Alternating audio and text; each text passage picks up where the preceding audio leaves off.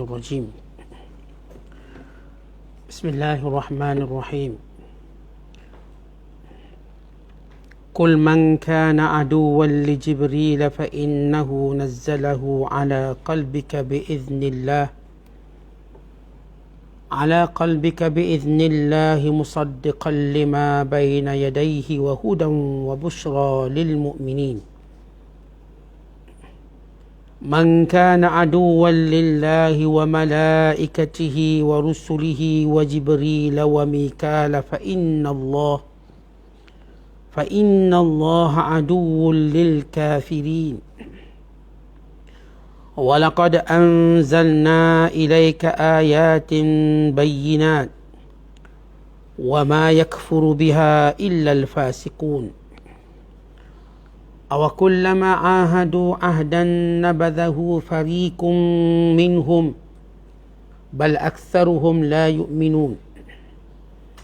ولما جاءهم رسول من عند الله مصدق لما معهم نبذ فريق من الذين أوتوا الكتاب كتاب الله وراء ظهورهم كأنهم لا يعلمون.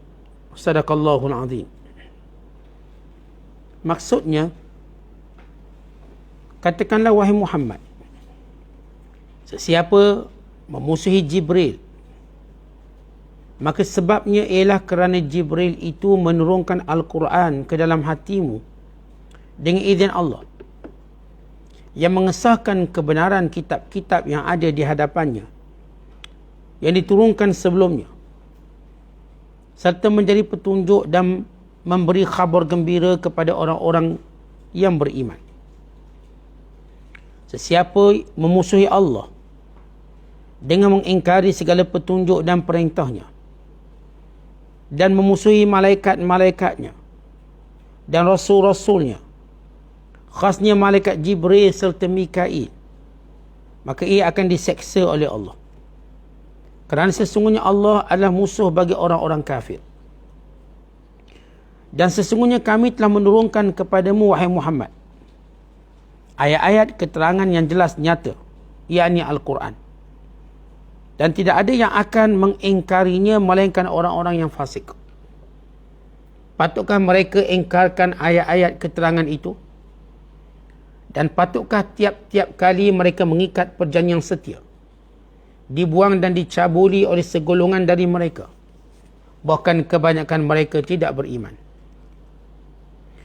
Dan apabila datang kepada mereka seorang rasul dari sisi Allah, Nabi Muhammad sallallahu alaihi wasallam, yang mengesahkan apa yang ada pada mereka, sebahagian dari orang-orang yang telah diberikan kitab itu melemparkan kitab Allah ke belakang mereka,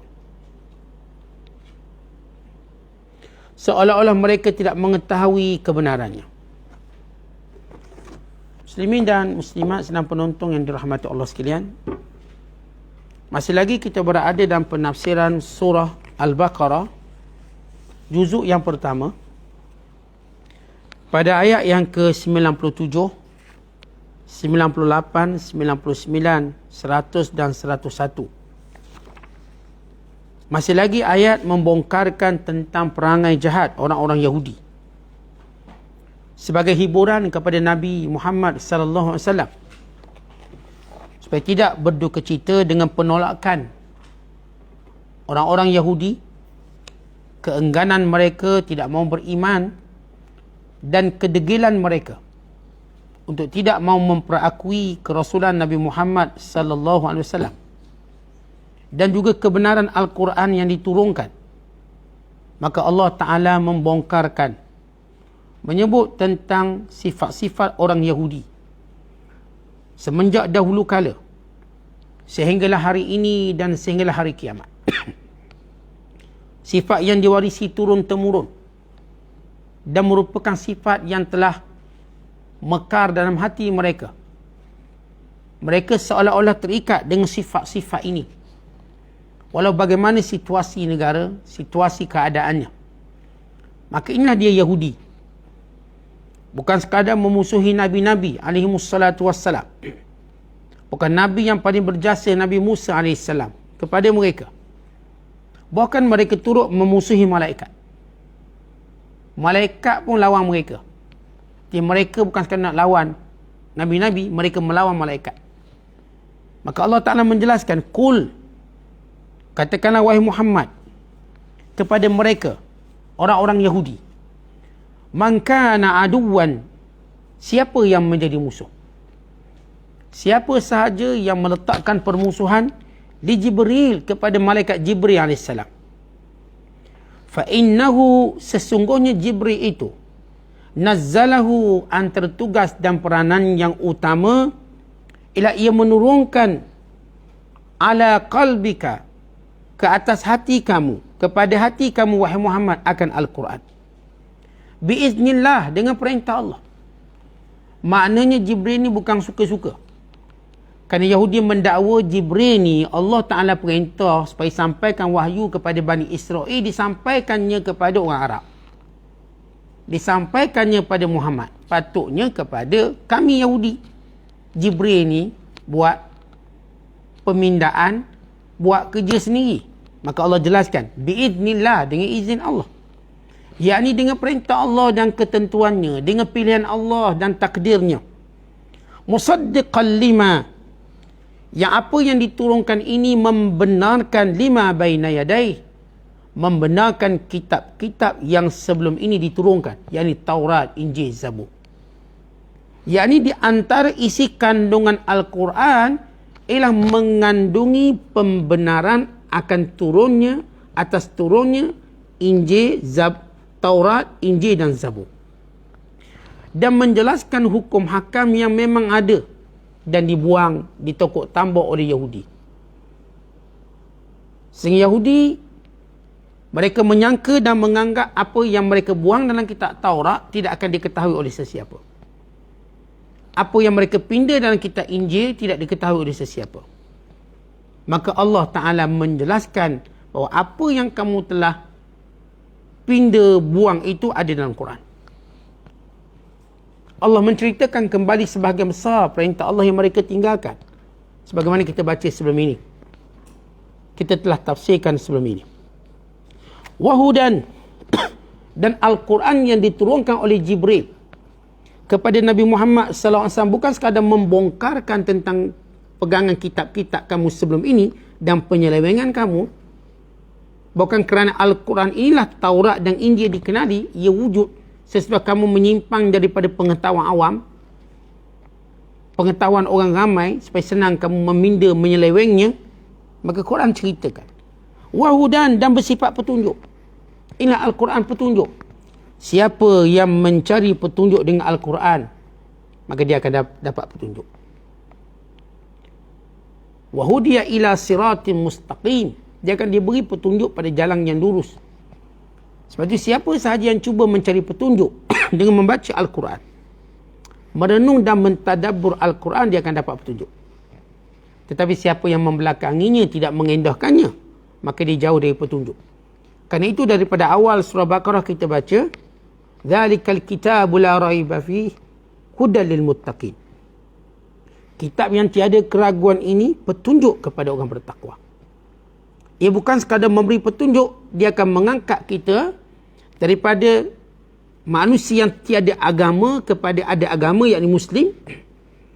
Daripada manusia yang tidak kuat kepercayaan sehingga menjadi kuat kepercayaan yang disebut mukmin, dan manusia yang asalnya tidak punya iltizam, komitmen dengan perintah Allah, sehingga menjadi kelompok iltizam dan komitmen kepada perintah Allah yang dinamakan muttaqin. Maka akhirnya Quran bawa petunjuk kepada tingkat paling tinggi, iaitu apa? Muttaqin, takwa. Yang takwa itu menjadi ukuran kemuliaan seorang manusia di sisi Allah. Inna akramakum indallahi atqakum. Orang yang paling mulia di sisi Allah di kalangan kamu yang paling bertakwa. Maka inilah Quran mengajak manusia menjadi orang bertakwa. Wa busyra, dan di dalamnya khabar gembira kepada orang beriman. Bukan sekadar orang beriman pada zaman Nabi Muhammad SAW, yang telah pun beriman. Bukan yang akan beriman. Dan yang beriman sepanjang zaman sehingga hari kiamat. Sehingga berlakunya kiamat. Semuanya akan mendapat khabar gembira daripada Al-Quran ini yang menceritakan bagaimana kedudukan orang beriman. Allah Ta'ala sebut dan sifatkan mereka daripada awal kita baca suratul Al-Baqarah, iaitu wa ulaika humul muflihun, mereka lah orang-orang yang berjaya.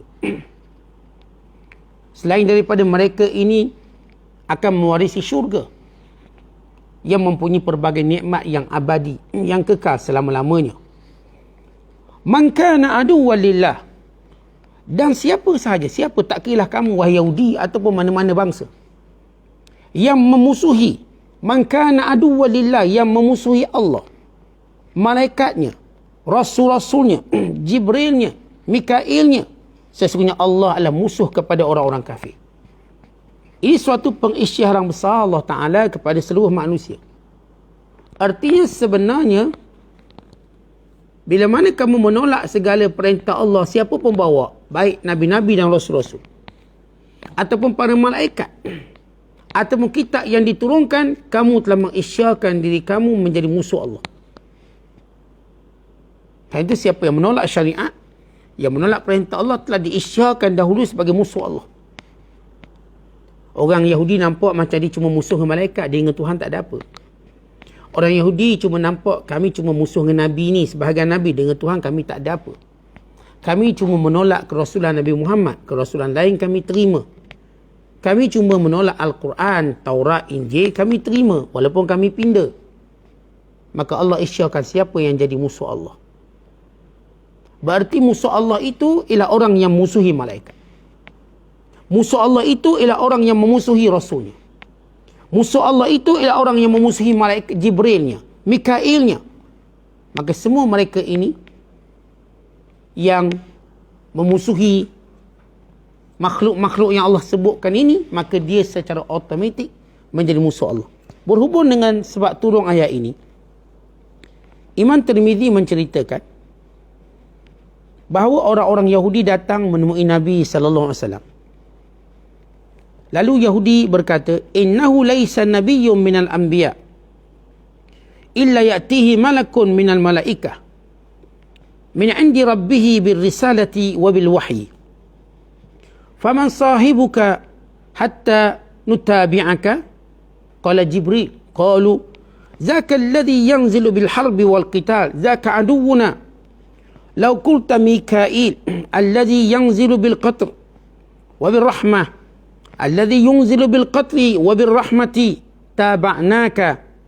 Fa anzalallahu al-ayata ila qawlihi lil kafirin. Maksudnya, orang-orang Yahudi datang menemui Nabi sallallahu alaihi wasallam. Lalu mereka berkata, wahai Muhammad, sesungguhnya tidak ada nabi yang diutuskan oleh Allah melainkan dia akan didatangi oleh malaikat. Syarat seorang tu jadi nabi, dia mesti didatangi oleh malaikat. Ya, ini fakta, dan ini semua orang beriman tahu, ataupun kita katakan semua ahli kitab tahu. Dan ini antara syarat, siapa pun yang menjadi nabi dan rasul mesti didatangi oleh malaikat. Maka siapakah malaikat yang memberikan kepada kamu kerasulan ini dan wahyu? Siapa dia yang datang jumpa kamu, wahai Muhammad? Maka jawab Nabi SAW, dia adalah Jibril. Lalu kata orang Yahudi, Jibril itulah yang penyebab kepada peperangan, pembunuhan. Dia adalah musuh kami. Wahai Muhammad, kalau kamu kata Mikail, kerana Mikail ini malaikat yang menurunkan hujan dan rahmat, menurunkan rezeki, kami pasti akan ikut kamu. Lihat, ini antara helah-helah Yahudi yang berikutnya. Kalau dulu mereka sebut lain, sekarang mereka sebut lain pula. Siapa malaikat yang mendatangimu? Bila Nabi SAW menyebut Jibril, dia kata, kenapa? Jibril itu malaikat yang menyebabkan peperangan, kemusnahan.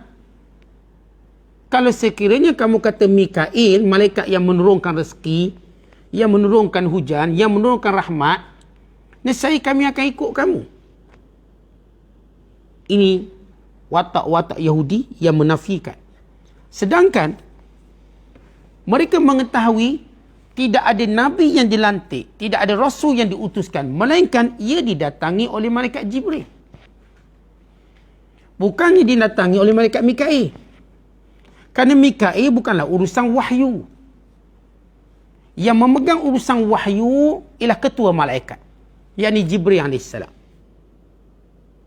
Jibril lah yang mendatangi setiap Nabi dan Rasul yang diutuskan. Yahudi tahu benda tu. Bahkan kalau ditanya kepada mereka, siapa yang turunkan wahyu kepada Musa? Mereka juga akan kata Jibril. Siapa yang turunkan wahyu kepada Nabi Allah Ibrahim? Mereka juga kata Jibril. Habis. Apa bedanya Nabi Muhammad dengan Nabi-Nabi lain? Kalau Rasulullah kata Mikail, kenapa pelik? No, kamu Mikail, orang lain semua Jibril. Sebab tu kami tak nak ikut kamu. Kamu lain ni. Tapi bila Nabi jawab Jibril, mereka berhelak kononnya Jibril punca peperangan. Jibril ini punca turunnya bala. Sebab di antara tugas Jibril ialah menghancurkan negara, negeri, kaum yang tidak beriman. Ini Jibril lah. Maka kenapa tak Mikail? Mikail turunkan rezeki, menurunkan hujan.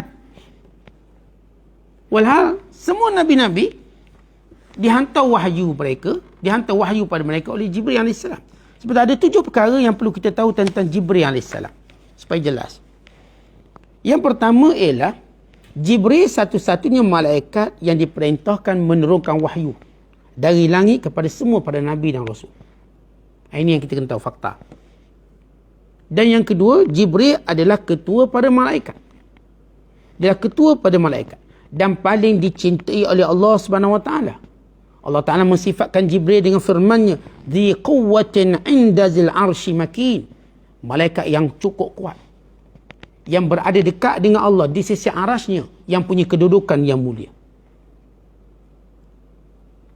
Dan yang ketiga, Nabi SAW pernah melihat rupa Jibril yang sebenar. Allah beri kemuliaan pada Nabi Muhammad SAW melihat rupa Jibril yang sebenar dengan mempunyai 600 sayap. Bila mana malaikat ini membuka sayapnya, dikembangkan sayapnya seumpama berserakan permata-permata dan mutiara. Dia punya indah Jibril AS. Bila dibuka kepak dia ada 600 sayap. Kalau dibuka salah satu sayapnya, maka seolah-olah berserakan mutiara-mutiara dan batu permata pada sayap-sayapnya. Dan yang keempat, tentang Jibril AS. Jibril lah yang mendampingi Rasulullah dalam peristiwa Isra' dan Mi'raj. Dan yang kelima, Jibril kali terakhir turun ialah pada hari kewafatan Nabi SAW. Jibril turun dulu pada hari Nabi nak wafat, kemudian barulah malakul maut datang. Maka bila tanya mana Jibril, dah tugas Jibril dah tamat. Menyampaikan wahyu, makna wahyu dah habis. Dan yang keenam, Jibril AS akan turun sekali setahun pada malam Lailatul Qadar. Sebagaimana Allah sebut dalam surah Al-Qadr, "Tanazzalul malaikatu war-ruhu fiha biidzni rabbihim min kulli akan turun seluruh malaikat pada malam Lailatul Qadar ataupun pada malam Qadar. Seluruh malaikat dan juga Jibril AS membawa urusan Tuhannya kerana perintah Tuhannya. Dan yang ketujuh, Nabi SAW menjelaskan sesungguhnya Allah bila dia menyintai seseorang, Allah akan beritahu Jibril dulu. Dan hadis Rasulullah menyatakan bila Allah cinta pada seseorang, "Innallaha idza ahba fulanan nada Jibril." Allah bila suka seseorang, Allah panggil Jibril. Lalu Allah Ta'ala berfirman, "Wahai Jibril, aku menyintai orang ini. Fa inni uhibbuhu fa ahibbahu." Aku sayang dia, maka dengan perintah aku kamu juga kena sayang dia. Lalu malaikat mengumpulkan malaikat-malaikat yang lain, lalu memberitahu, sesungguhnya Allah sayang fulan bin fulan, fa ahibbu, maka hendaklah kamu semua sayang. Fa yud'u lahu al-qabulu fil ard. Maka orang tadi yang disayangi oleh Allah, yang diberitahu pada Jibril, lalu Jibril beritahu pada semua malaikat, maka dia diterima di muka bumi ini oleh semua orang, menjadikan orang sayang pada dia. Maka ini ialah cerita Jibril AS, malaikat yang tugasnya menurunkan wahyu. Manakala Mikail AS ialah malaikat yang diperintahkan menurunkan hujan, yakni rezeki, sebab hujan punca rezeki. Dan malaikat yang menurunkan rahmat. Yang mana cara menyebut Mikail ada 3 bacaan dalam ilmu qiraat. Yang pertama Mikal, yang kedua Mikail, yang ketiga Mikail. Sama ada Mikal ataupun Mikail atau Mikail. Maka ini panggilan bagi malaikat Mikail alaihissalam. Dan disebut dalam hadis bahawa malaikat Mikail tidak pernah tersenyum semenjak Allah ciptakan neraka. Bila mana Nabi SAW berkata dalam hadis yang diriwayatkan oleh Imam Ahmad, Nabi tanya Jibril, wahai Jibril, kenapa malaikat tu tak senyum? Merujuk kepada Mikail. Maka jawab Jibril, sesungguhnya semenjak Allah ciptakan neraka, dia tidak lagi senyum. Tuan-tuan, malaikat ni bukan dia yang masuk neraka, tapi takutnya dia dengan neraka Allah Ta'ala sampai dia tak boleh senyum. Yang menjadi bahan bakar neraka manusia dan jin. Tapi manusia ketawa. Walaupun dalam buat maksiat. Ketawa dalam buat maksiat. Dan kalau kita lihat, malaikat-malaikat utama yang berurusan dengan manusia ada 4. Yang pertama Jibril AS. Yang kedua Israfil. Yang ketiga Malakul Maut. Dan yang keempat Mikail. Kenapa Yahudi suka Mikail? Sebab dia kata ini rezeki, sebab dia nak duit je, nak kaya. Dia bukan cerita perintah Allah. Dia nak benda-benda yang melibatkan kekayaan. Disebut dalam satu hadis, diriwayatkan oleh Imam Ahmad daripada Ibn Abbas radhiyallahu ta'ala anhuma, ketika mana sekelompok Yahudi datang menemui Nabi SAW. Lalu mereka berkata, wahai Abul Qasim, hadithna an khilalin nas'aluka anhunna la ya'lamuhunna illa Nabi. Wahai Abul Qasim, panggilan pada Nabi SAW. Nabi suka dia panggil Abul Qasim. Abul Qasim, ceritakan kepada kami beberapa perkara yang kami akan tanya kepada kamu, yang ni Nabi je tahu. Kamu kena jawab. Lalu kata baginda sallallahu alaihi wasallam, salu amma syi'tum walakin ij'alu lidhimmah wa ma akhadha Yaqub ala bani la in ana haddathtukum an syai'in fa'araftumuhu la tutabi'annani 'ala al-islam. Kata Nabi sallallahu alaihi wasallam, kamu nak tanya apa, tanyalah. Tanya. Salu amma syi'tum. Tanya apa benda kamu nak tanya. Tetapi kita buat satu perjanjian. Ij'alu lidhimmah, buat satu perjanjian. Sebagaimana Yaqub buat perjanjian kepada anak-anak dia. Apa yang Yaqub buat perjanjian pada anak-anaknya sebelum mati? Jangan kau mati melainkan dalam Islam. Itu perjanjian Yaqub pada anak-anaknya. Jangan kamu sembah melainkan Tuhan yang satu. Lalu kata baginda sallallahu alaihi wasallam, sekiranya aku menjawab semua persoalan kamu dan kamu mengetahui ia benar, maka kamu mesti ikut Islam. Yani kamu mesti memeluk Islam. Janji dulu. Boleh jawab, tapi janji masuk Islam. Lalu mereka berkata, dzalika laka, itu terpulang pada kamu. Kami terima syarat tersebut. Lalu kata Nabi sallallahu alaihi wasallam, salu amma syi'tum. Tanya apa benda kamu nak tanya. Lalu kelompok Yahudi ni berkata, akhbirna an arba'i khilalin nas'aluka anhun. Tolong jawab 4 soalan kami. Yang pertama katanya, akhbirna ayut ta'am harrama Isra'ilu ala nafsih min qabli an tunazzala at-Taurah. Beritahu pada kami apakah makanan yang diharamkan oleh Nabi Yaqub pada dirinya. Nabi Allah Yaqub AS dia sakit. Bila sakit, maka dia mengharamkan untuk makan benda ni. Sebab benda ni punca dia penyakit bertambah. Pengharaman Nabi Allah Yaqub AS atau disebut Israel. Nama Yaqub, Israel. Tujuan untuk bukan syariat, tapi lebih pada kesihatan. Tetapi Bani Israel menjadikan ia syariat. Menjadikan ia syariat. Maksudnya perintah Allah. Padahal Tuhan tak perintah. Tuhan tak haramkan benda tu, mereka haramkan sendiri. Macam contohlah orang kecil mani haramkan dirinya minum teh tarik. Kenapa tak boleh tarik? Dia punya tarik dia lain macam. Kecil mani saya ni tarik keluar. Diharamkan atas peribadi dia, bukan syariat. Orang lain nak minumlah. Yang tak kencing mani nak minum teh tarik, minumlah. Tarik 7 kali ke tarik 8 kali, minum. Tak ada hal. Orang ni sakit, maka dia pun letak satu komitmen, dia tak nak minum. Nabi Allah Yaqub AS, dia tak nak makan benda ni. Tetapi Bani Israel melihat ia sebagai syariat, maka kita pun tak boleh makan juga. Itu penyelewengan Bani Israel. Maka Yahudi tanya, apakah pertama yang diharamkan oleh Israel, yakni Nabi Yaqub pada dirinya sebelum turun Taurat? Yang kedua, wa akhbirna kaifa ma'ul mar'ati wa ma'ul rajul wa kaifa yakunu adh-dhakar minhu wal untha. Beritahu pada kami macam mana jadi anak lelaki, jadi anak perempuan. Macam mana perempuan tu, kalau dia mengandung, jadi anak lelaki dalam tu. Macam mana jadi anak perempuan.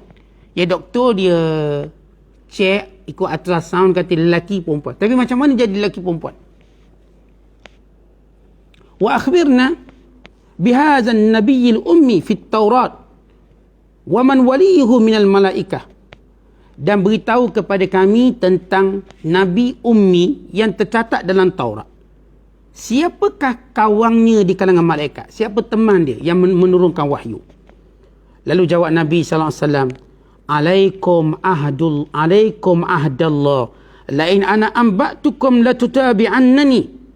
Ingat janji kamu dengan Allah, kalau aku jawab, kamu mesti ikut aku. Mesti beriman. Fa'atuhu ma sya'allahu min ahdin wa mithaq. Lalu orang Yahudi kata, baik, kami ikut syarat kamu, kami akan beriman. Lihat bagaimana Yahudi nak mainkan Nabi SAW. Lalu Nabi SAW menjawab semua persoalan tersebut. Nabi jawab semua. Wahinama qala lahum. Tetapi ketika mana baginda SAW berkata, Inna waliyyi Jibril. Malaikat yang menghantar wahyu kepadaku bernama Jibril. Walam yab'athillahu nabiyyan qad illa wa huwa waliyuhu. Dan tidak pernah Allah melantik seorang rasul melainkan malaikat Jibril inilah yang turunkan wahyu. Ini Yahudi dia maklum. Bukan Nabi SAW yang pertama didatangi Jibril. Yahudi tahu. Sebab itu Nabi kata, tidak ada Nabi yang diutuskan oleh Allah, melainkan Jibril lah yang mendatanginya menghantar wahyu. Lalu Yahudi kata, innahu aduuna. Kalau Jibril itu musuh kami, maka kami tak nak beriman. Mereka tak kata apa yang Nabi jawab tu tak betul. Tapi kalau Jibril, kami tak nak ikut. Maka ini penyelewengan Yahudi dan kejahatannya. Imam Bukhari meriwayatkan daripada Anas, ada seorang Yahudi yang mengusir, ada Yahudi baik, namanya Abdullah bin Salam. Bila tahu Nabi SAW datang ke Madinah, maka kata Abdullah bin Salam, aku ingin bertanya kepadamu 3 soalan yang tidak diketahui melainkan Nabi. Yang pertama, apakah tanda pertama kiamat? Yang kedua, apakah makanan utama ahli syurga? Dan yang ketiga, bagaimanakah terjadinya anak dalam perut ibunya, lelaki ataupun perempuan? Maka jawab Nabi SAW, Jibril telah memberitahu pada aku semua jawapan yang kamu tanya aku. Akhbarani Jibril anifan. Jibril dah beritahu jawapan. Yang kamu tanya aku, Jibril dah beritahu aku. Qala Jibril, kata Abdullah bin Salam, Jibril. Lalu jawab Nabi SAW, ya. Maka jawab Abdullah bin Salam, itu musuh Yahudi. Yahudi menganggap Jibril itu musuh dia. Tapi Abdullah bin Salam tidak. Sebab Abdullah bin Salam Yahudi yang mengusif. Bila baginda SAW jawab soalannya, maka dia beriman. Yahudi yang mengusif, yang baik, tak ramai. Ini je Abdullah bin Salam. Adapun tanda pertama kiamat, maka api yang akan menghalau manusia daripada timur ke barat. Kata baginda SAW, tanda pertama kiamat, keluarnya api yang halau manusia berkumpul di satu tempat. Dihalau manusia dari timur sampailah ke barat, lalu berhimpun di satu tempat. Adapun makanan yang pertama dimakan oleh ahli syurga ialah lebihan hati ikan paus. Mana hati itu, kalau tuan-tuan tengok hati, dia ada daging lebih tepi itu yang dimakan yang pertama oleh ahli syurga. Dan yang ketiga, kata Nabi SAW, iza sabaqa ma'ur rajul ma'al mar'ati nuzi'al walad, wa iza sabaqa ma'ul mar'ati wa iza sabaqa ma'ul mar'ati nuzi'an. Apabila air lelaki mendahului air perempuan, maka jadilah bayi lelaki. Bila Abdullah bin Salam tanya, macam mana jadi baby lelaki, baby perempuan? Bila air mani lelaki mengatasi air mani perempuan, mendahuluinya, maka jadi anak lelaki. Tetapi kalau sekiranya air mani perempuan yang mendahului air mani lelaki, maka jadilah anak perempuan. Maka Abdullah bin Salam berkata, Ashhadu an la ilaha illallah wa annaka Rasulullah. Ya Rasulullah, innal yahud qawmu buhtin wa innahum in ya'lamu bi islami qabla an tas'alahum. Kata Abdullah bin Salam, aku menyaksikan tidak ada Tuhan melainkan Allah. Dan sesungguhnya engkau Rasulullah. Wahai Rasulullah, Yahudi ini kaum penipu, kaum buhtin. Wa innahum, dan sesungguhnya mereka, in ya'lamu bi islami, kalau mereka tahu aku Islam, qabla an tas'alahum, sebelum kamu tanya mereka, yubahituni, mereka pasti membohongi aku. Maknanya, kata Abdullah bin Salam, Kalau kamu tanya Yahudi tentang aku, mereka akan kata bagus-bagus tentang aku. Tapi kalau tahulah aku masuk Islam, mereka akan membohongi aku. Lalu tiba-tiba datang kelompok Yahudi.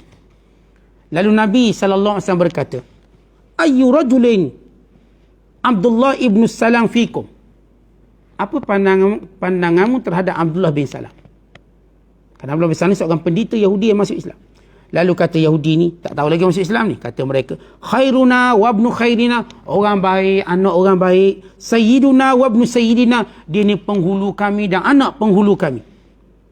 Lalu kata Nabi SAW, Ara'aitum in aslama. Apa pandanganmu kalau dia masuk Islam? Lalu orang-orang Yahudi berkata, Azallahu min zalik. Moga Allah melindungi dia daripada masuk Islam. Tak mungkin, tak mungkin. Fa kharaja Abdullah. Lalu Abdullah bin Salam keluar sambil berkata, Ashhadu an la ilaha illallah wa ashhadu anna Muhammadan Rasulullah. Aku menyaksikan tidak ada Tuhan melainkan Allah. Dan Muhammad itu pesuruh Allah. Lalu orang-orang Yahudi boleh tengok Abdullah bin Salam peluk Islam yang sebelum ini dipuji. Lalu dia berkata, ini orang jahat kami ni, anak orang jahat kami ni. Sebelum dia jahat bukan baik pun. Dengan cepat dia ubah. Lalu kata Abdullah bin Salam, Hadha alladhi kuntu akhafu ya Rasulullah. Ini sebagaimana yang aku jangkakan ya Rasulullah. Yahudi begitu. Kalau tak ikut selera dia, siap. Dia memusuhi Jibril kerana tak ikut selera dia. Macam saya sebut pada permulaan, kerana orang Yahudi berkata, sepatutnya Jibril turunkan wahyu kepada kaum kami, bukan orang Arab. Diceritakan, ada seorang pendeta Yahudi. Namanya ialah Abdullah bin Surya. Dia datang jumpa Nabi SAW dan tanya, malaikat mana yang turunkan wahyu? Maka jawab Nabi SAW, Jibril. Kata Ibnu Surya, yakni Abdullah bin Surya, Jibril itu musuh kami. Kalau sekiranya selain Jibril yang turunkan wahyu, nescaya kami beriman padamu, wahai Muhammad. Kami telah musuhi Jibril berkurung lamanya. Di antara sebab kami memusuhinya, Allah memerintahkan Jibril supaya menjadikan Nabi ini ke Nabi yang ini berterusan pada kami. Tiba-tiba dia lantik Nabi bukan daripada kelompok kami. Dan dia jugalah, yakni Jibril juga, yang menjadikan berlakunya gempa bumi dan azab. Dan sehingga runtuhnya Baitul Maqdis. Sedangkan Mikail dia yang menjadikan bumi kami subur. Itu jawapan Yahudi bernama Abdullah ibn Surya. Walhal semua malaikat ini menjalankan perintah Allah. Malaikat Jibril yang memang diperintahkan untuk membinasakan itu dan ini, dia buat perintah Allah. Malaikat maut yang diperintahkan untuk cabut nyawa, dia buat perintah Allah. Malaikat Israfil yang diperintahkan untuk tiup sangkakala menghancurkan bumi ini, dia buat perintah Allah. Malaikat Mikail yang diperintahkan menurunkan rezeki, menurunkan hujan, maka dia juga buat perintah Allah. Diriwayatkan bahawa para ulama menyatakan, bila mana turunnya hujan, tentang antara sebab kenapa bila turunnya hujan doa mustajab. Yang Nabi SAW pernah menyebut dalam satu hadis. Antara tempat waktu mustajab doa, yang pertama inda iltiqa al-juyush, bila bertemu dua musuh, yang ini bila berperang, dan ketika inda nuzulil ghaith, ketika mana turunnya hujan. Kerana setiap malaikat, bila Allah perintahkan malaikat Mikail turunkan hujan, maka malaikat Mikail ini dia ada pembantu-pembantu malaikat. Setiap titik air itu dijaga oleh malaikat untuk memastikan dia turun tempat yang Allah tentukan. Setiap titik. Malaikat turun bersama hujan. Dan setiap titik itu ditentukan kat ni jatuh. Hatta kalau sekiranya titik-titik hujan itu akan jatuh masuk mulut binatang, mulut manusia, jatuh bertitisan atas pakaian, maka ada malaikat yang menjaga bagi setiap titisan hujan. Ini antara rahsia dan hikmah kenapa bila turun hujan doa mustajab. Malaikat turun. Kerana itu bila turun hujan kita diajar baca doa Allahumma sayyiban nafi'ah. Ya Allah curahan yang penuh keberkatan. Maka ini cerita hujan. Dia Yahudi ni tuan-tuan, dia cerita tentang benda-benda yang nikmat je. Yang agak-agak kena azab, walhal azab itu sebab kesalahan mereka, ini nak marah. Dia macam sebahagian orang jahil di kalangan kita, bila dapat takdir yang baik, oh bagus. Ini berkat solat ajak ni, berkat doa ni, berkat ikut zikir tu, zikir ni. Tapi bila kena bala, kenapa pula kena bala? Patut kena orang lain. Ini bala salah alamat ni. Bala salah alamat. Kalau bak rezeki, dia kata rezeki tak akan tersilap alamat. Bandar. Moga rezeki. Tapi kalau kena bala, patut bukan aku ni. Dia nak sihir orang tu, kena ke aku? Ni silap alamat ni. Dia tak boleh terima dan tak boleh redha. Ini watak-watak Yahudi. Yahudi kalau benda-benda baik, dia rasa mulia. Bila diturunkan benda buruk, maka dia tak boleh terima, lalu dia memusuhi semua penyebab-penyebab keburukan. Nak marah semua. Sedangkan yang menurunkan bala dengan perintah Allah. Allah perintahkan malaikat Jibril. Mereka tak nampak kesalahan mereka. Mereka nampak kesalahan ataupun mereka menisbahkan kesalahan pada Jibril AS. Mereka tak nampak kesalahan mereka yang tidak mau beriman dengan Nabi Muhammad SAW. Tapi silap Jibril hantar pada Nabi lain. Patutnya pada Nabi kami. Walau sebelum itu Jibril dah hantar pada Nabi Musa, mereka lawan juga. Dia hantar pada Zakaria, mereka bunuh pula. Dia hantar pada Yahya, mereka bunuh juga. Dia hantar pada Nabi Samuel, mereka juga tentang Nabi Samuel. Nabi Hizqil, Nabi Daniel, Nabi Ash'aya atau Nabi Sya'ya, Nabi Armia, semua mereka bunuh. Mereka dustakan. Nabi Daud mereka tuduh pula main bini orang. Nabi Sulaiman juga mereka tuduh ahli sihir. Macam mana mereka kata bahawa mereka beriman dengan Nabi-Nabi? Maka ini kontradik orang-orang Yahudi. Menjawab ayat 91 yang kita bacakan pada kemarin. Yang Yahudi kata kami tak beriman melainkan kepada Nabi Musa, kepada Taurat dan apa yang diturunkan pada kami. Allah kata betul ke kamu beriman dengan apa yang diturunkan pada kamu? Yang kamu bunuh Nabi-Nabi itu kenapa? Yang kamu menolak kitab Taurat sewaktu kamu diminta menerimanya kenapa? Yang kamu berkata sami'na wa asayna, kami dengar tapi kami tak nak patuh. Kenapa? Bukan siapa mereka ni nak musuh malaikat pula. Maka Allah mendedahkan kejahatan-kejahatan Yahudi sehinggalah sampai mereka musuh malaikat. Kemudian Allah Ta'ala berfirman, walaqad anzalna ilaika ayatin bayyinat, sesungguhnya kami turunkan kepadamu wahai Muhammad tanda-tanda yang jelas, yang ayat-ayat Allah yang jelas, yang nyata. Wa ma yakfuru biha illa al-fasikun, tidaklah yang kufur dengannya melainkan orang-orang fasik. Yahudi kata, wahai Muhammad, kalau benar kamu Nabi, apa dia tanda-tanda yang menunjukkan kamu Nabi? Tak jelas lah. Tak jelas katanya. Tuan-tuan hairan bila Yahudi kata tidak jelas, walau mereka ini ahli kitab. Yang pertama, dalam kitab mereka sudah tercatat nama Nabi Muhammad. Yang kedua, dalam kitab mereka sudah tercatat sifat-sifat Nabi Muhammad. Yang ini Allah sebut dalam ayat yang lain, ya'rifunahu kama ya'rifuna abna'ahum. Mereka kenal Nabi Muhammad sebagaimana mereka kenal anak-anak mereka. Sedangkan dalam kitab mereka menceritakan kerasulan terakhir Nabi Muhammad SAW. Bukan sifat para sahabat, diceritakan dalam kitab Taurat. Bukan tempat hijrah Nabi Muhammad SAW, diceritakan dalam kitab Taurat.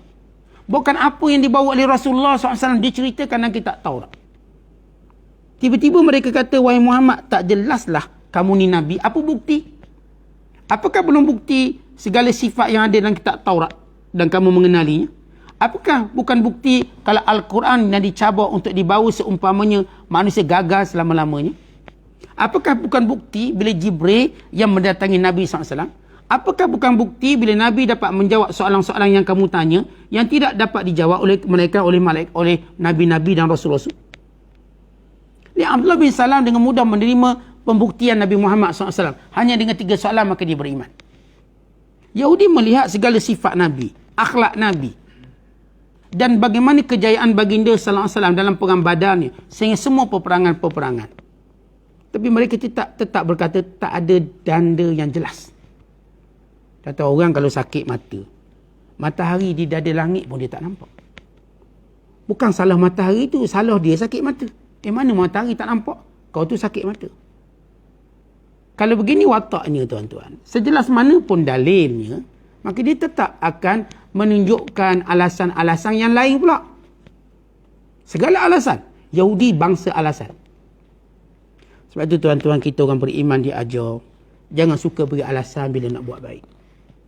Supaya kita tak terikut watak-watak Yahudi. Bila buat baik je, jangan beri alasan, tapi carilah jalan.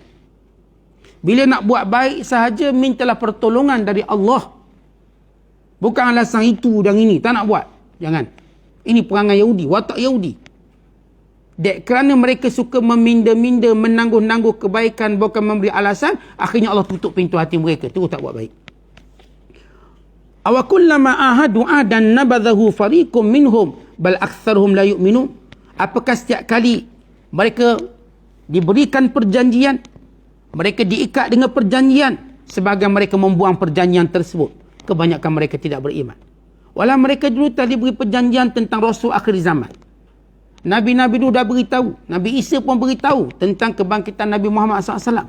Mereka mengambil perjanjian itu. Itu perjanjian untuk mengakui Rasul akhir zaman. Bukan kita dah cerita semalam bagaimana waktu mereka berbalah dengan kabilah Ghatafan. Mereka kata, Ya Allah, kami mohon kepadamu dengan kemuliaan Muhammad yang kau janjikan di akhir zaman. Mereka menggunakan Nabi Muhammad SAW dalam doa mereka untuk dapat kemenangan. Mereka bertawassul dengan kemuliaan baginda sallallahu alaihi wasallam untuk dapat kemenangan melawan kabilah-kabilah Ghatafan. Bukan orang-orang Ansar datang jumpa Yahudi, wahai Yahudi, dulu kami ahli syirik. Waktu kami berperang dengan kamu, bukankah kamu menyebut tentang Nabi Muhammad? Maka kenapa bila Nabi Muhammad sudah ada bersama kita, kamu tidak mau beriman? Maka kelompok Yahudi ini. Kemudian Allah berfirman, "Walamma ja'ahum rasulun min indillah." Apabila datang kepada mereka rasul daripada sisi Allah yang mendapat wahyu dari Allah, mendapat Al-Quran, kitab dari Allah, musaddiqul lima ma'ahum, bukan membenarkan kitab-kitab dahulu yang diturunkan pada kamu, Taurat dan Injil. Nabadha fariqum minal ladzina utul kitab. Tiba-tiba orang yang tahu tentang isi kitab menolaknya mentah-mentah. Membuang kitab yang telah menjadi pegangan mereka.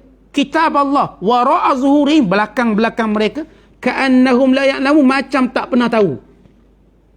Awak takkanlah tak tahu benda ni. Buat macam tak pernah tahu. Mereka ini yatajahalun, buat-buat tak tahu. Walau benda itu mereka pernah bacakan kepada orang Aus dan Khazraj. Mereka pernah doakan menyebut tentang Nabi akhir zaman. Mereka pernah berbangga dengan Nabi akhir zaman. Tetapi bila mana muncul, bila mana mereka nampak sendiri depan mata mereka dan membawa kebenaran yang jelas, menjawab persoalan mereka, tiba-tiba mereka datangkan dengan alasan itu, alasan ini. Wahai Muhammad, jangan kamu pelik dengan perangai mereka. Mereka ini terkenal dengan bangsa yang sudah diikat dengan banyak perjanjian lalu mereka buang. Diikat dengan perjanjian lalu mereka ingkar. Diikat dengan perjanjian lalu mereka tolak. Maka demikian juga tentangmu, wahai Muhammad sallallahu alaihi wasallam.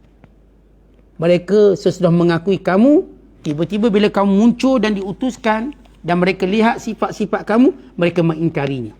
Mereka mengubahnya. Mereka membuang perjanjiannya. Dan mereka menentang dengan penuh hasad dengki.